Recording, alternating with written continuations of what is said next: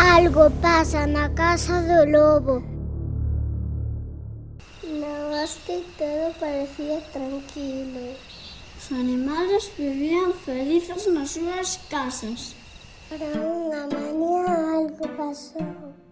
Mamota foi despertar o seu pequeno. E na cama non estaba. No seu lugar había outro animal tremendo. O mesmo estaba pasando en todo o bosque. Mamá, Tortuga atopou a pequena coella. Mamá, Coella, a marmota pequena. Os pais e as nais empezaron a preocuparse. Na noite, mamá marmota foi a vixiar. Viu o lobo con os seus fillos nunha cadeta. Foi o contar aos outros papás. Todos salieron a investigar. Saliron unhos pelados polo bosque. Pegadas lévanos a un lugar conocido. A casa do lobo. Acercáronse moi a modo. Chamado La Porta.